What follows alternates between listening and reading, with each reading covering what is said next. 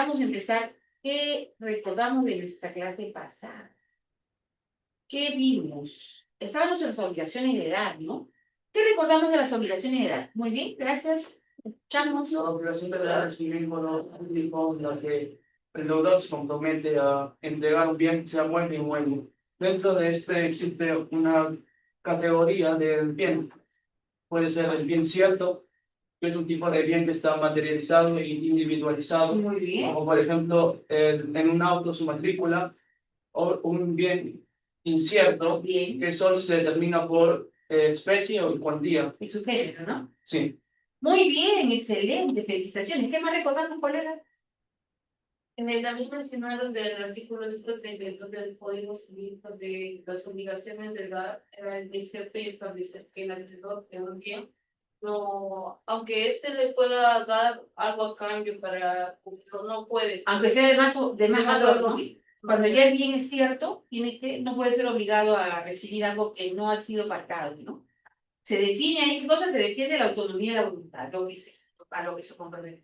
Muy bien, excelente. ¿Qué más vimos, colega? En mi grupo también hablamos sobre ese artículo, protege la exactitud de cumplimiento Exacto. y la tangibilidad del objeto de la ley. Muy bien, excelente. ¿Qué más vimos?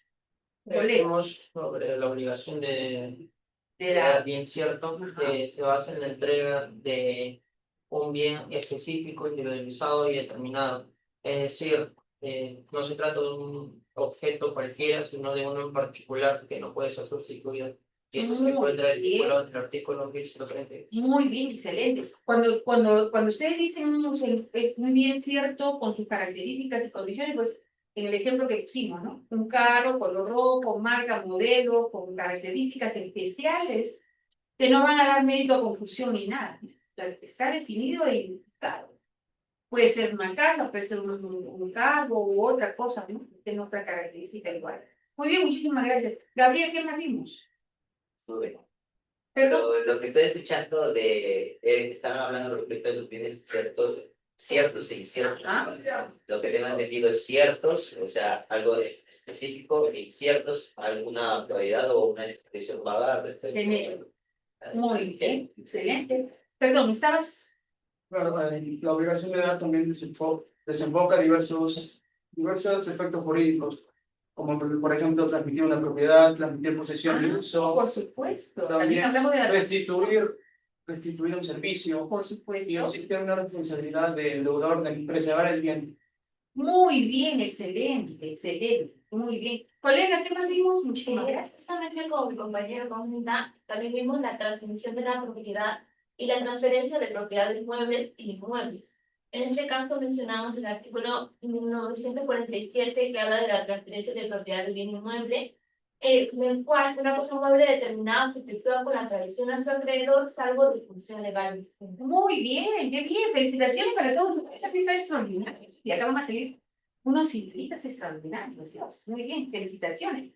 Todos con sus conceptos claros, los logros bien precisos y que han investigado un poquito más. Qué bueno. Excelente. ¿Qué vamos a ver el día de hoy? Bueno, este curso está dividido en dos, ustedes saben, ¿no? Entonces vamos a continuar con otros aspectos fundamentales en tanto lo que es un bien incierto, porque ya vimos lo que era un bien cierto, ahora vamos a ver un bien incierto, que ya también tienen el concepto, ¿no? La teoría del riesgo, también que está presente, entre otros aspectos.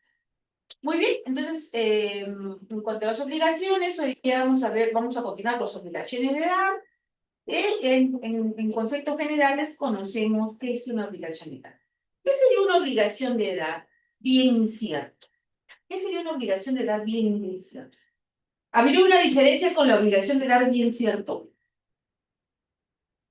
Sería como una apuesta, algo así, si se me ocurre cierta, eh, no sé cómo explicarlo, pero si se me ocurre cierta actividad, Ajá. sería Cuando hablamos del bien incierto, acuérdense que estaba definido por las características, condiciones, circunstancias de lo que estábamos, ¿no?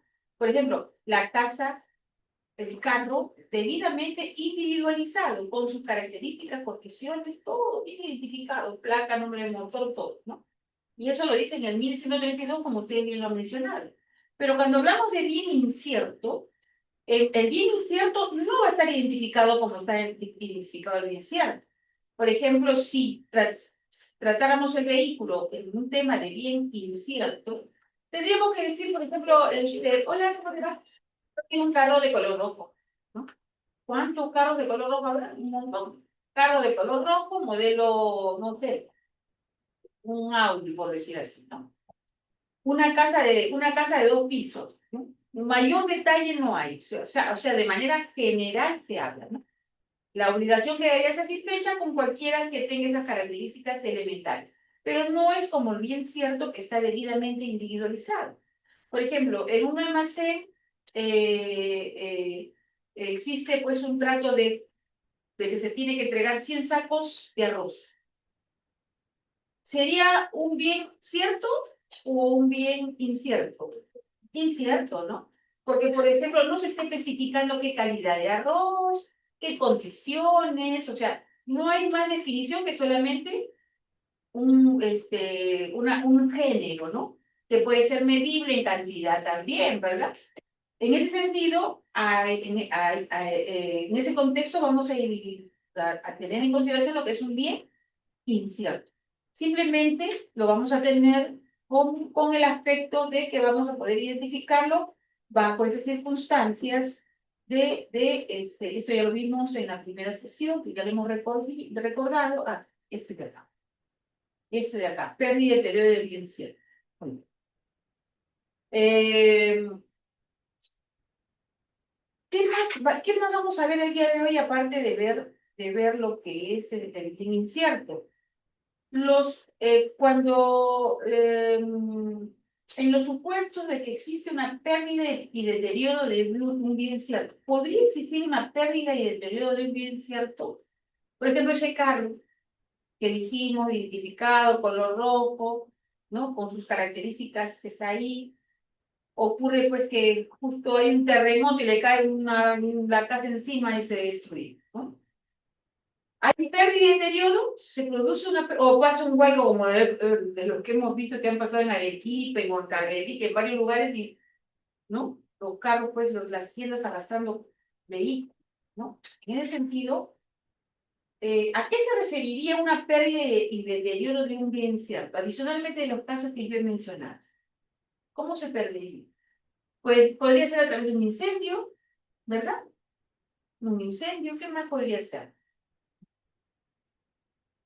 Pues, Especialmente son por causas naturales o... no, puede ser por robo también, claro.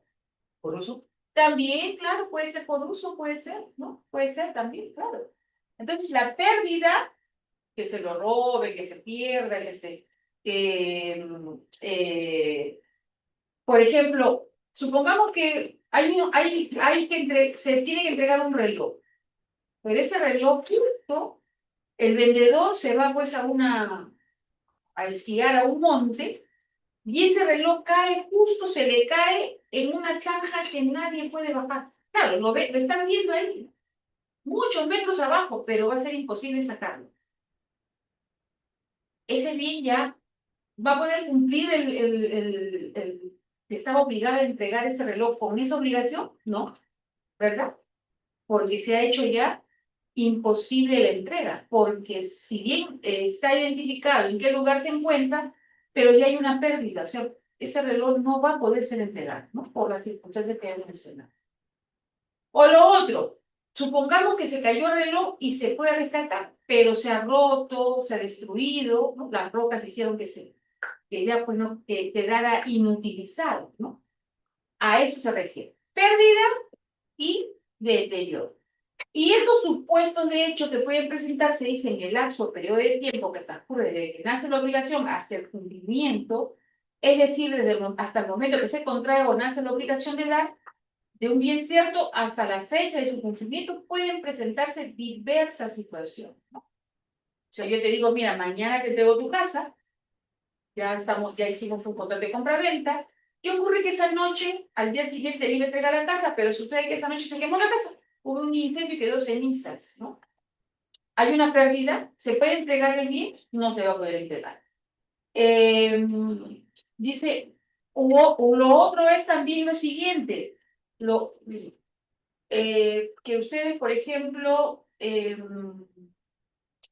podrían identificar un tema de que ya la casa pues no se incendió, pero que ha sido destruido ciertos muros, han sacado algunas columnas, que va a ser inhabitable la vivienda, ¿no? También tenemos ahí un deterioro que hace imposible, un deterioro que hace imposible precisamente que se cumpla con la obligación que se tenía de entregar esa casa. Y la pérdida y deterioro vienen a ser esas circunstancias que van a impedir, ¿no?, que se cumpla la prestación, ¿no? Bien. En el caso, por ejemplo, de que se pacte la entrega de un vestido de novia, alguien se quiere casar, María se quiere casar de blanco, ¿no? Hay un compromiso, ¿no?, para una modista que haga el vestido espectacular, el matrimonio ya no falta solamente 2 semanas y esta señora ya tiene como un mes haciendo el vestido, porque esos vestidos son un poco tediosos, ¿no? Y ocurre que sucede que el vestido, pues, se mancha, por decirlo. El vestido es blanco, pero por alguna circunstancia llega un niño y se mancha el vestido. ¿Habría un deterioro ahí? ¿Qué opinan ustedes? ¿Podría la novia recibir un vestido así deteriorado? ¿O ya no se le sería útil? De repente fue la tinta roja que le echó al vestido. ¿Qué opinan? ¿Está deteriorado? ¿Sería lo mismo? Ya no, ¿verdad? Porque ella ha pagado una fuerte cantidad, un vestido de novia está como 15.000 soles, ¿verdad? ¿Qué opinan? ¿Qué es temblor? Una de las causas de extinción de la obligación, una de las causas de extinción de la obligación de dar es cuando ya no le es útil al acreedor. Ajá, muy bien, excelente. Ya esta persona no va a querer ir al matrimonio o qué cosa, no, mira, ¿sabes qué? Ya el compromiso era que me entregaras un vestido blanco, todo el tiempo que he utilizado te he cancelado casi todo y mi vestido se deteriora, ¿no? Pero también no tuvo la culpa la señora, pero quizás no utilizó todos los cuidados necesarios para que ese vestido no se manchara. En ese sentido, bien cierto lo que dices, ¿no? Cuando hay una pérdida y deterioro y no hay de satisfacción de la parte que está obligada a recibir precisamente porque se ha hecho imposible cumplir con esa prestación. Esta imposibilidad por pérdida y deterioro de un bien cierto, ¿no? Traerá una serie de consecuencias, ¿no? ¿Cuáles son esas consecuencias que van a traer? Bueno, aquí lo tenemos, el 1137. ¿Quién tiene su código civil?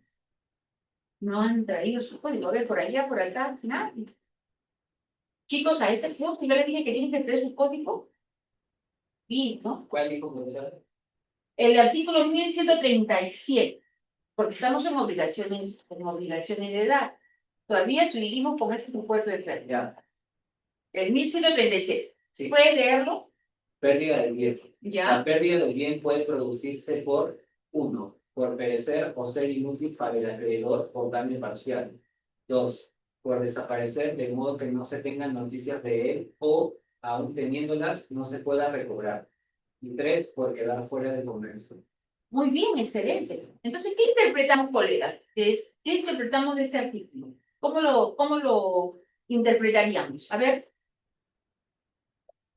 tú que has leído, ¿cómo definirías ese concepto? Adelante, ¿cómo te va?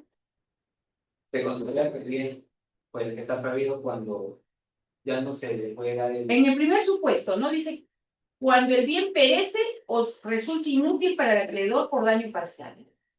Un carro que ya, bueno, ha sido partido en dos o está todo arruinado, ¿va a ser útil?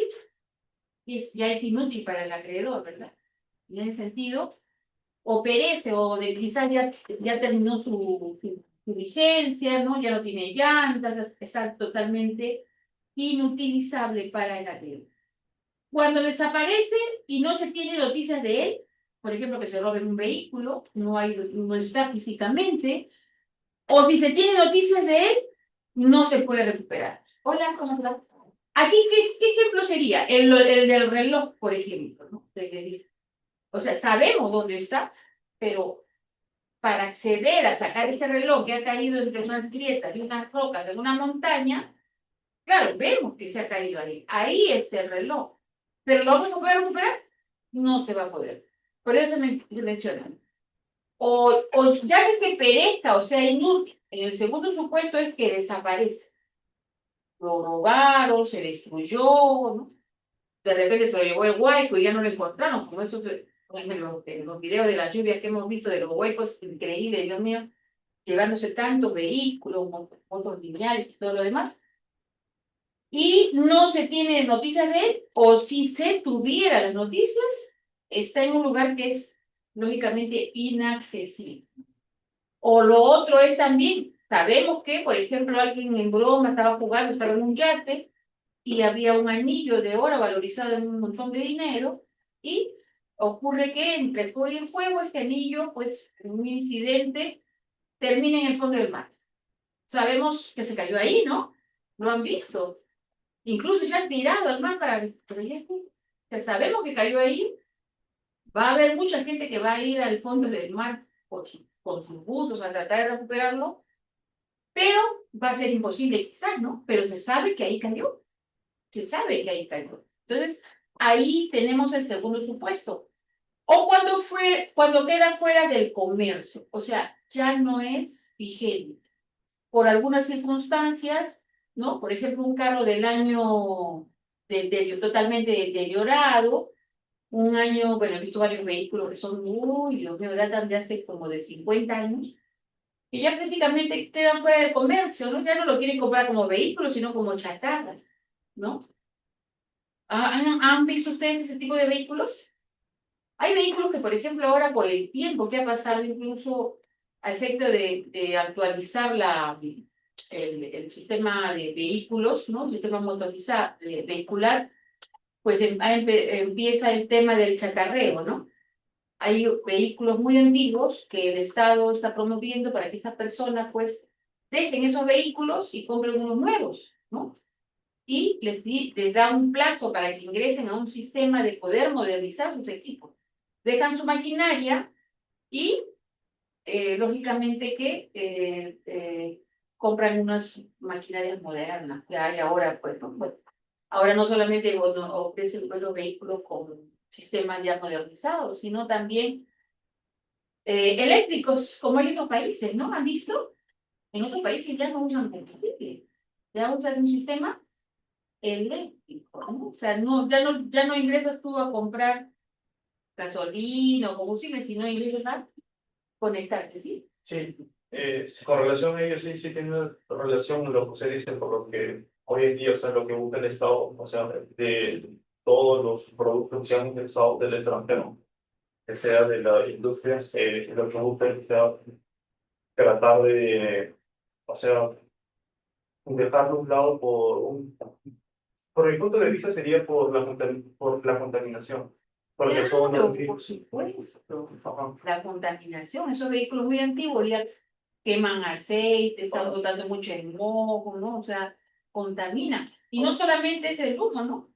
sí, ahora si El no me ruido. equivoco, disculpe, ahora si no me equivoco, hay una ley, creo, o lo van a aprobar, o algo así, creo que escuché acerca de la circulación de los carros, pero a partir de los 90 para Sí, abajo ya no van a ser por supuesto. para taxi, Sí, sino solo para uso particular, sí, nada más. sí, van a ser. O sea, lo que quiere pues el Estado, como bien dices, no es modernizar todo el sistema de los autos, los vehículos. Y hay gente pues que en otros países pues vehículos de 2, 3 años ya los están poniendo, los están vendiendo como chatarra. Aquí hay vehículos, bueno, que conozco familiares que tienen unos vehículos de hace 50 años y no lo quieren desaparecer. Hay gente que lo arregla, lo maquillan, ¿no? Pero ya no son útiles. Yo solo creo que eso por todo depende mucho de la marca y modelo del carro. También, ¿no? En ocasión. Ah, bueno, sí, hay vehículos que pueden estar fuera del comercio. Bueno, en este caso son esos vehículos deteriorados, ¿no? Pero hay vehículos que a pesar de que pase el tiempo, por ejemplo, los primeros carros de Ford, ¿no?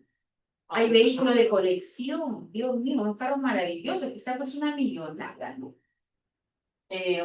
Ya bueno, esos son de colección, que los mantienen, los tienen lindos, ¿no? Los primeros carros de las marcas, pues el primer Audi que hubo, y así, esos carros de colección, pero estos ya pasan cuando salen del comercio, o sea, ya hay pérdida, no había cómo cumplir con lo que se estaba mencionando. Bien, en todo caso, y para ustedes es importante saber esto, ¿cómo lo utilizarían en el derecho, ustedes como abogados? Porque es útil que ustedes entiendan este tipo de situaciones. Porque cuando tengan en algún contexto un supuesto de pérdida, ¿qué va a pasar? Van a poder aplicar el artículo 1137 en cuanto se refiere a lo que es la desaparición, que perezca o sea inútil, o que desaparece, no se tiene noticias, o si se tiene es imposible recuperarlo, o cuando quede fuera del comercio. En el caso de por ejemplo, les planteo el tema, cómo lo pueden utilizar en el caso del anillo. ¿Cómo procederíamos? O sea, sabemos dónde está, pero no lo vamos a poder ubicar, ¿no? ¿Se perdió? ¿Sabemos dónde está? ¿Qué haríamos, colega? Tú como abogado.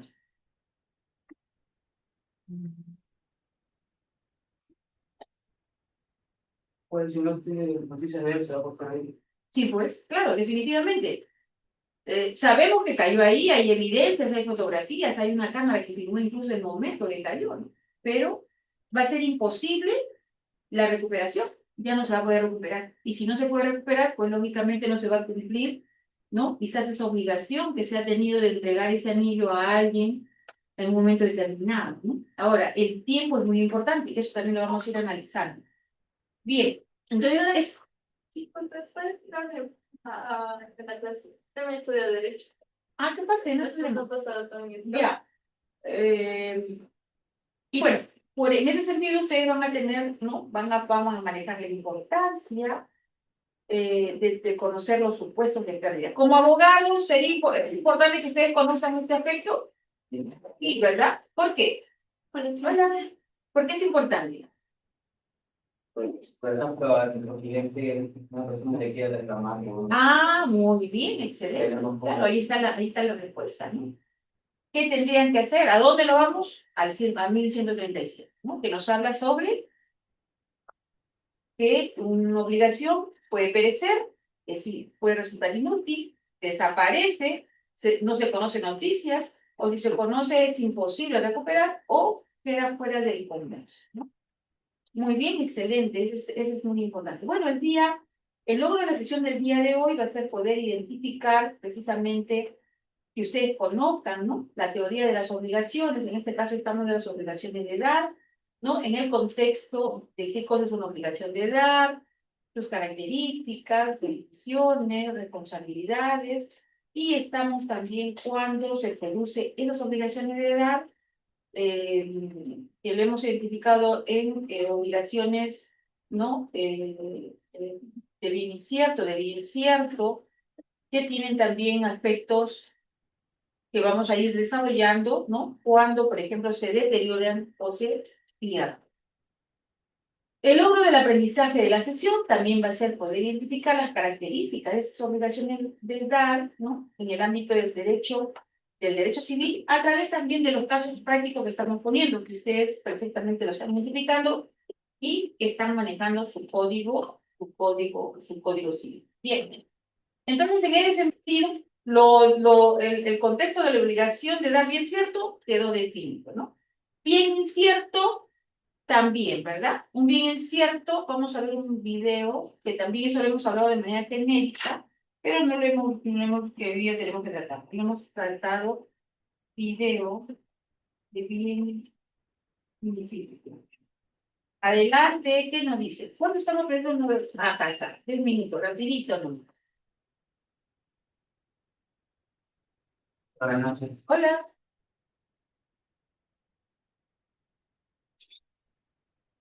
Hola, ¿qué tal, queridos amigos?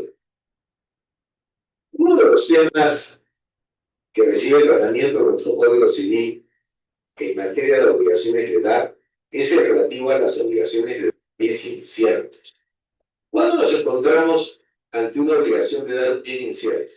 Cuando el bien es especificado, al menos, en su especie y cantidad.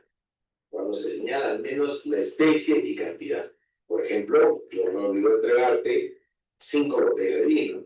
Especie, botellas de vino, cantidad, 5. De tal manera que al momento en que se genera la obligación, al momento en el que el deudor y el acreedor han contraído la obligación, no se ha especificado qué botellas de vino son las que se van a entregar. ¿Cuál es el universo? ¿Cuál es la especie? Todas las botellas de vino que existan sobre la Tierra. ¿No es cierto? Es una especie amplísima, sin duda. Y además compuesta por una serie de elementos, algunos de los cuales son iguales, pero muchos de los cuales son distintos. O sea, es una especie compuesta por pieles de distintas características, razón por la cual se tendrá que realizar una elección y esa elección va a concluir en la determinación del bien que finalmente se va a tener que entregar. Muchas gracias, queridos amigos. Muy bien. Entonces, ¿qué nos dice el video en cuanto a los bienes inciertos? Colega. Bueno, el bien cierto, como dijo, no tiene una gama amplia, muy extensa de... Por ejemplo, en lo que propuso como ejemplo, ¿no? 5 botellas de vino. 5 botellas de vino. No se especificó qué vino, ¿eh? Si hablamos de calidad, vino blanco, tinto, uy, Dios mío, Borgoña. ¿Qué? Le digo que el bien cierto está especificado. El bien incierto. Estamos hablando del bien incierto. Del bien cierto ya sabemos. El bien cierto que no está especificado, como se dijo, tampoco se sabe la cantidad. Exacto. No, la cantidad sí se sabe, pero no, o sea, se sabe el género, que es vino, pero no se ha especificado qué vino. Adelante. ¿Cómo estás? No se ha especificado que es un vino blanco, vino tinto, borgoña, espumante, pues, otras características que podría diferenciar. Entonces, solamente, cuando es un bien incierto, solamente se designa el género, ¿no? La especie, nada más. Aquí tenemos en ese ejemplo del vino, tenemos identificado la cantidad, que son, ¿qué dijo? 5 botellas de vino. Y la especie, vino, ¿no? Lo demás no está establecido, pero también ya el código nos dice, ¿no? Que, por ejemplo, cuando el bien es incierto, las partes en todo caso se tendrán que poner de acuerdo para ver qué es lo que se tiene que entregar, ¿no? O sea, si bien es cierto, no está definido, es un bien incierto, pero por alguna circunstancia las partes luego lo van a definir, ¿no? Por ejemplo, igual, si decimos, si alguien, Susana, compra sillas blancas, 50 sillas blancas a una empresa determinada, que serán entregadas para su matrimonio, por decir así, o para una reunión, estamos especificando, ¿sería un bien cierto o incierto? 50 sillas blancas. De cierta manera, es cierto, porque le podrían haber tenido sería expertos. Ah, claro. Pero acá solamente, pero no estoy especificando qué calidad, qué modelo, nada. Solamente dice sillas blancas. Ahora, ni siquiera se dice que son sillas blancas de fierro, de plástico, sillas blancas. ¿Qué idea? O sea, es algo incierto, ¿no? Definitivamente no está definido, no está identificado.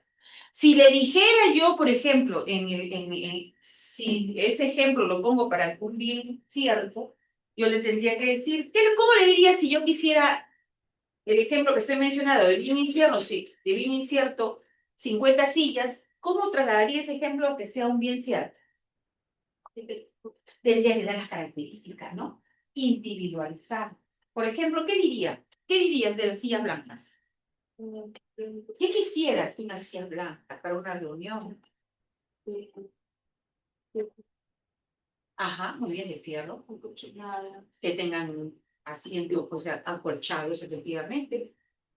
Bueno, los que alquilan local para eventos, para matrimonios y todo, que yo conozco un familiar, Dios mío, las personas que van a alquiler local con servicios adicionales de mesas y sillas, les piden esas exquisiteces, ¿no? Por favor, las sillas son esas sillas blancas que tienen que tener que acolchar, que tienen que tener un forro encima, que esto, que lo, o sea, con especificaciones, ¿no? Lo que dice ella, una silla de fierro, acolchadas, con otras características. Entonces ya estaríamos trasladando ahí sí a un bien cierto, porque ya lo estamos individualizando, Estamos señalando que otras características. Lo que no sucede en el primer ejemplo, cuando yo identifiqué qué cosa, solamente 50 sillas blancas, ¿no? Está especificando, parecido a lo del ejemplo del vino, 50 sillas blancas, pero no hemos individualizado, ¿no? ¿Qué tipo de silla? Son con respaldar, sin respaldar, o hay unas que son más tipo que tienen para poner los brazos, ¿no? Hay otras que no tienen nada de eso, ¿no? Bueno, y en sillas blancas tenemos infinidad de modelos, ¿verdad? Entonces, ahí tendríamos que es algo incierto, ¿no? Se está diciendo el género, que son sillas, se está diciendo la cantidad, que son 50 sillas, pero no hay otra característica. Y entonces la ley también define esas obligaciones de dar bienes inciertos, que finalmente las partes se tienen que poner ¿qué? De acuerdo en qué es lo que se ve legal, ¿no?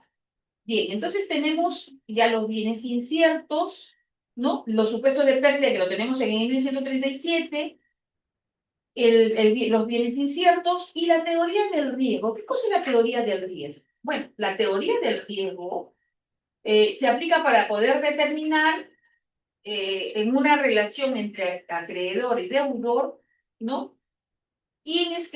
¿A quién es que se le va a afectar si el bien que es materia del acuerdo entre las partes, ¿no? Entre el acreedor y el deudor, se va a afectar con el deterioro o la pérdida, ¿no? Lo que estábamos hablando en el 1137, ¿no?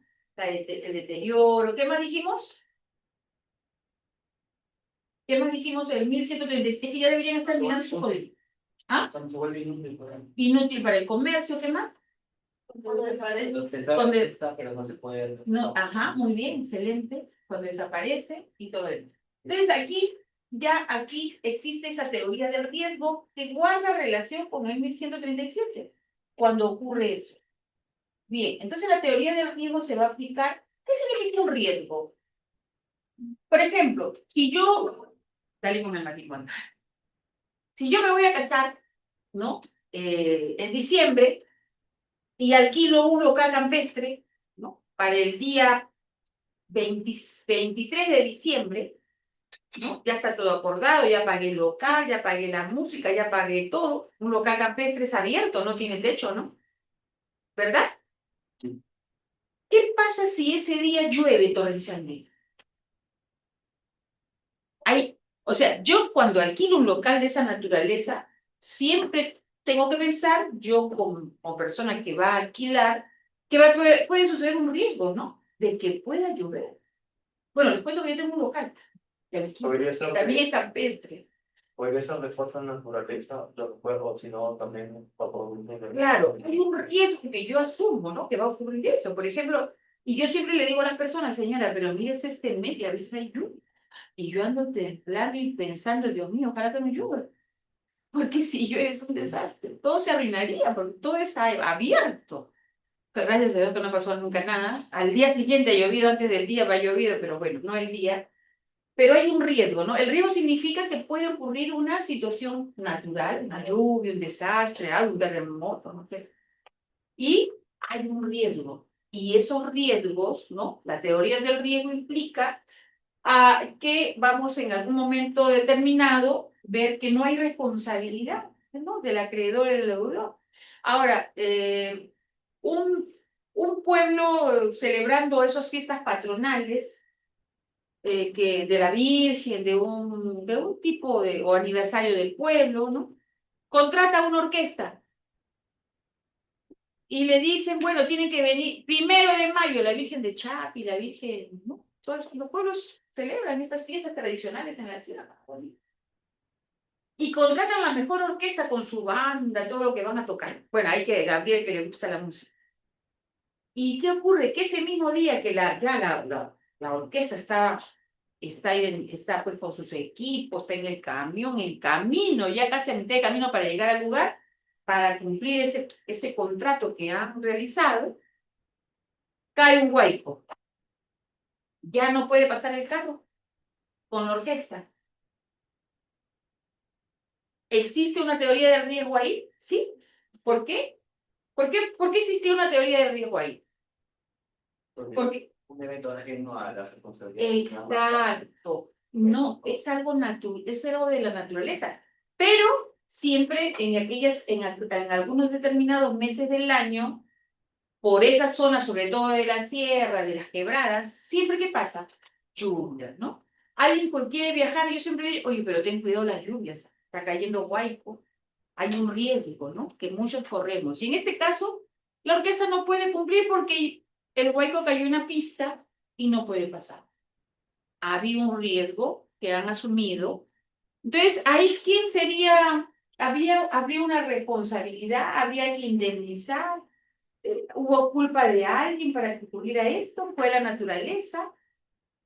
Alguien tendría por ejemplo, ustedes como abogados, si lo del pueblo les dicen a ustedes, doctora, tenemos que denunciar, doctor, porque mire, la orquesta no ha pasado. A ver si una vez se estipulaba en el contrato.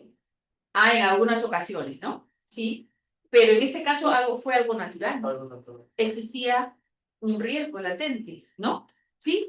En el contrato debemos poner todas esas cláusulas. ¿Se puede crear una obligación de hacer? En el momento de que no cumplieran con el deber. Ahí era una obligación de dar, ¿no? Ahora, a posterior, quizás las partes, como un convenio, un acuerdo, y ninguna de ellas pues tuvo responsabilidad en lo que ocurrió, ¿no? Pueden llegar a generar otra obligación, ¿no? Mira, ¿sabes qué? Este día no pudimos, pues ya esperamos cumplido, pero lo podemos hacer hace una semana, porque al final nos ponemos de acuerdo, porque en realidad todo qué cosa es acuerdo de las partes. Y yo he visto situaciones en las cuales también las partes deciden solucionar este tipo, ¿no? De conflictos con esa situación, ¿no? La orquesta pensando que han quedado mal con el pueblo y ellos quieren seguir viniendo todos los años al pueblo, no pueden quedar mal con ellos, y los del pueblo que están encariñados con esta gente que trabaja, ¿no? Que les gusta el pueblo, pues son fanáticos de algunas orquestas. Y pueden, claro, nacer otro tipo de obligación, pero eso ya depende de quién, de las partes, ¿no? Del acuerdo que lleguen a asumir en algún momento. Bien, entonces la teoría del riesgo explica eso, ¿no? Que la cosa se pierda o se deteriore de acuerdo al artículo 1137 y lo podamos definir en algún contexto. Bueno, esta finalidad y aplicación de la teoría del riesgo tiene la finalidad de determinar cuál de las partes de la relación obligacional, deudor o acreedor, es el que va a sufrir por la pérdida. ¿Cuál de las partes va a sufrir económicamente por la pérdida o deterioro del bien? ¿Cuál de las partes sufrirá la pérdida económica de la contraprestación? O sea, claro, esta teoría se aplica a las obligaciones y compensaciones recíprocas, ¿no? En ese sentido, bueno, como hay prestaciones recíprocas, hay obligaciones. Cuando decimos prestaciones recíprocas, ¿a qué nos referimos? Que ambas partes, ¿qué pasa? Van a tener obligaciones o situaciones que cumplir, ¿verdad? Hay algo recíproco. Entonces, yo te contrato, te pago, pero tienes que cumplir con venir a tocar con tu orquesta. O sea, hay prestaciones recíprocas, definitivamente. Entonces, aquí con esta teoría del riesgo, lo que se trata de explicar es en qué momento, qué parte es la que va a asumir esa pérdida. O en el caso de la orquesta que les mencioné, de repente se vendieron entradas, ¿no? Para escuchar a la orquesta. Se vendieron, no sé, 500 entradas. Y la orquesta no llegó. Hay afectados, hay que devolver el dinero. Sin embargo, ya se alquiló el local, se alquiló el estadio del pueblo, que costó tanto, sillas, mesas, personal, todo lo que implica todo eso, pues. Entonces, después de este análisis de la teoría del riesgo, se tiene que identificar y determinar cuáles son las circunstancias que hicieron, y tal como lo define el artículo 1137, que ocasionó la pérdida, el deterioro o el incumplimiento de la obligación, ¿no? Teoría del riesgo implica que algo puede ocurrir, puede pasar. Ahora, ¿a quién se le atribuye ello? Cada caso es sui generis, es muy especial, ¿no? Lo vamos a identificar nosotros con qué, con las normas que vamos a ir analizando. Lo que ya también avanzamos aquí es en las obligaciones de bienes inciertos. el artículo 1142. A ver, ¿quién me ayuda con el artículo 1142? Colega, 1142, pásale tu folio, señor. No, ahí tiene también ella. 1142, ¿qué dice? Obligación de dar bien incierto. Ajá. Los bienes inciertos deben indicarse, cuando menos, por su especie y cantidad. Muy bien. En el ejemplo del vino, ¿se cumplían con esas condiciones? Sí, ¿no? ¿Verdad? En el ejemplo del vino. ¿Cuál era la especie? ¿Y la cantidad? 5. Muy bien. Entonces estamos ante un bien incierto. El bien incierto, y tenemos los artículos del 1142 al 1147, que vamos a tener que ir leyendo. Es aquel bien que no se encuentra totalmente determinado ni individualizado, como si lo está un bien cierto. Aquel bien que no está individualizado, manejar el bien por individualizado, con sus características propias, es decir, las características del bien están señaladas de manera genérica, como el ejemplo de la silla que le mencioné, como el ejemplo de 50 sacos de arroz, ¿no? Que tienen que ser entregados, que arroz, 50 sacos de azúcar, 50 sacos de grano, no está individualizado, no hay se especifica el género, se especifica la cantidad, pero no se especifica otras circunstancias que hagan individualizar precisamente el producto, ¿no? Son bienes determinados en su especie, pero no individualizados. Cuando hablamos de individualizados, ¿de qué hablamos? ¿Qué tiene que decir de qué? Sus características, ¿no? Como en el caso del vehículo, caso de bien cierto, se dice que ahí sí está individualizado, un carro rojo, modelo, llanta, motor, color, no sé, asientos de tal, ¿no? De tal cosa, todo está debidamente individualizado, o sea, no es algo general, sino es algo debidamente identificado.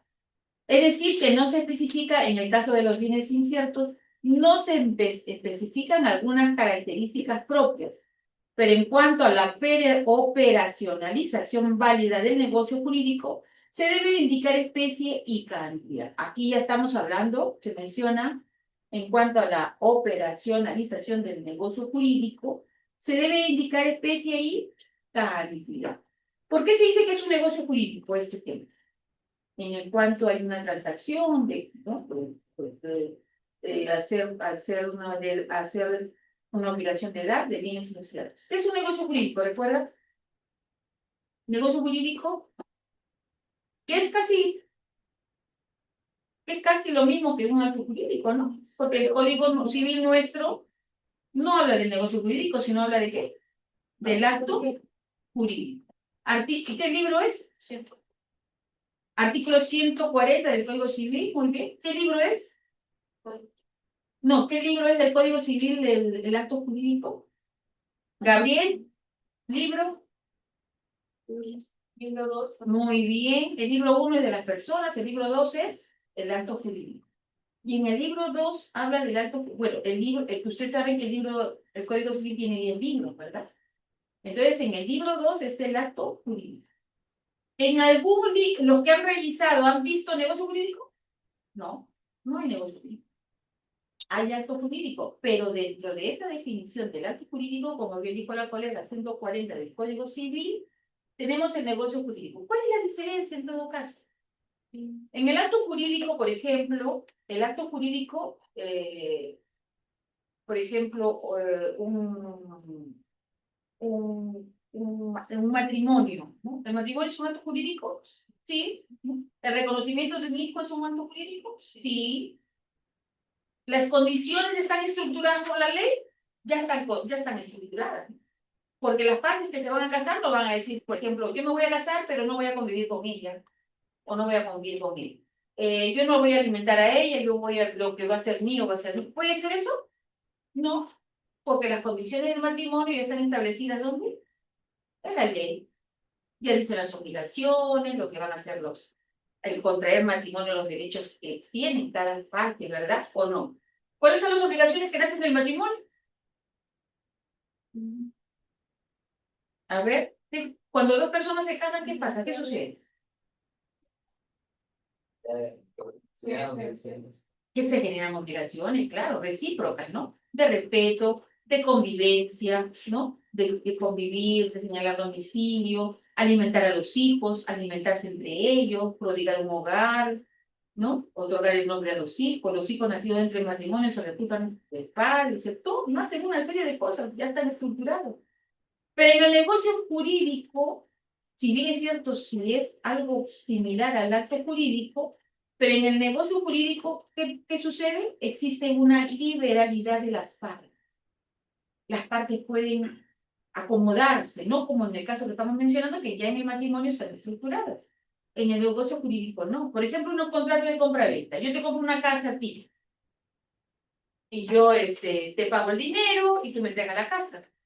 Pero acordamos situaciones del pago, en cuántas partes, fechas, condiciones, características.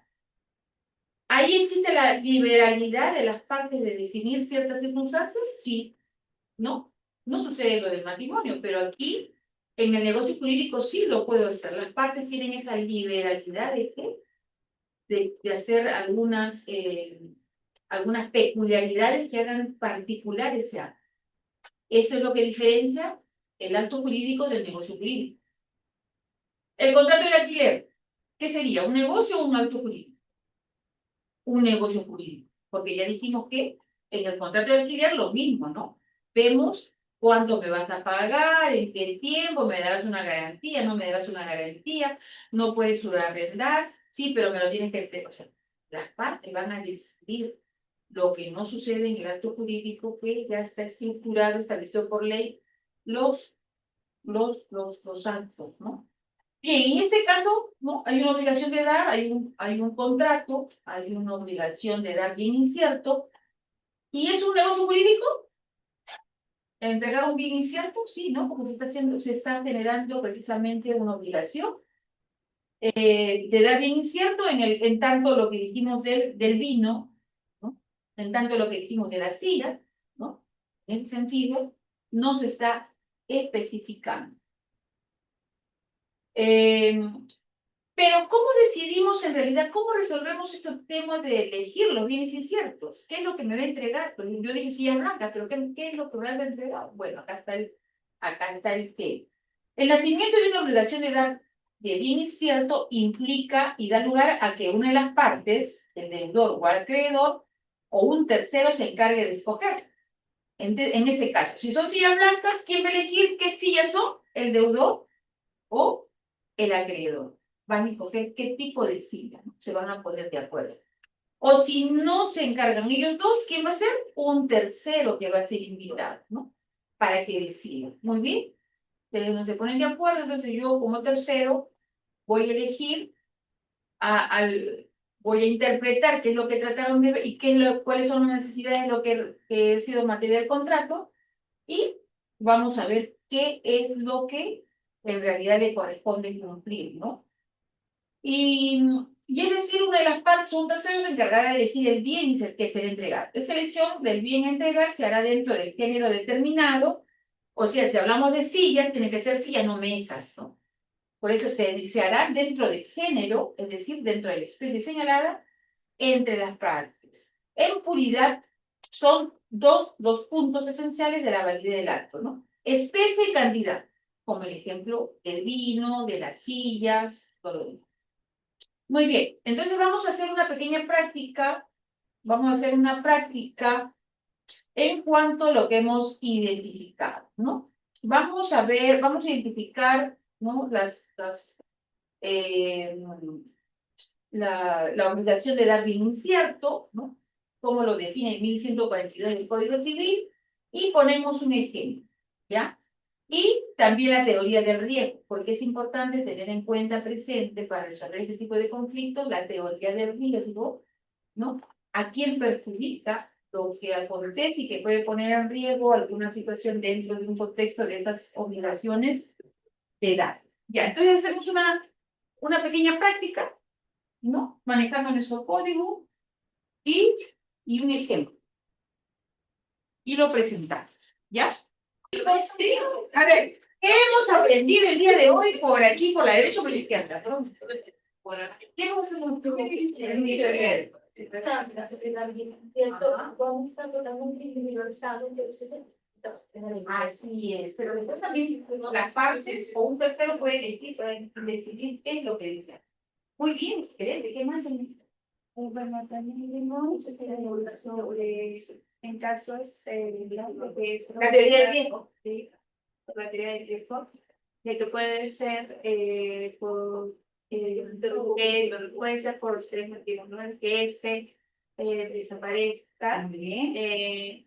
también de que tenga que desaparecer, Se pierda, la idea de deterioro, o está salga del mercado en cuanto a Ajá. la comercio, ¿verdad? Muy bien, excelente. Pero esos conceptos han quedado claros, eso es muy importante.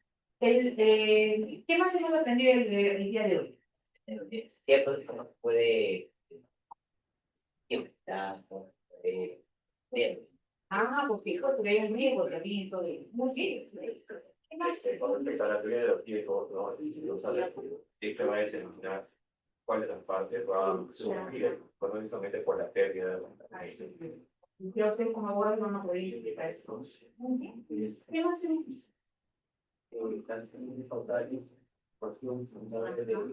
La pérdida de bienes en cada supuesto también cuando no es culpa de Muy bien, excelente. A ver, ¿qué más tenemos? la dedicación de la situación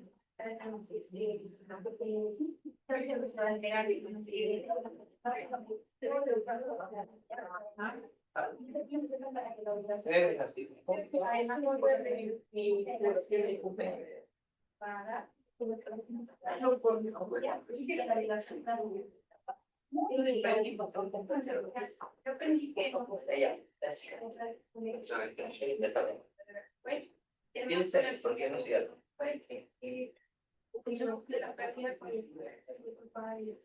Ajá, claro, la teoría de Oliver es que ver quién de los secretarios de esa pérdida de muy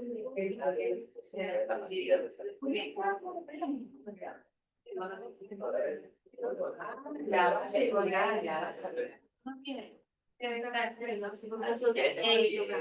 Muy bien. ¿Qué más hemos aprendido por aquí? ¿Qué más hemos aprendido?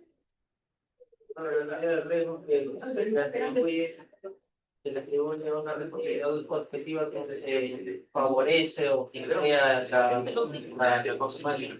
Muy bien, excelente. ¿Qué más ya con esas herramientas? ¿Qué más? De darles un poco de como una expresión de rentabilidad, de acción, o restablecer una deuda. El momento de que se realiza el derecho contractual, pues existe una responsabilidad que el deudor mantenga el bien si se va en condición de deudor. Muy bien, excelente. Un aplauso para todos ustedes.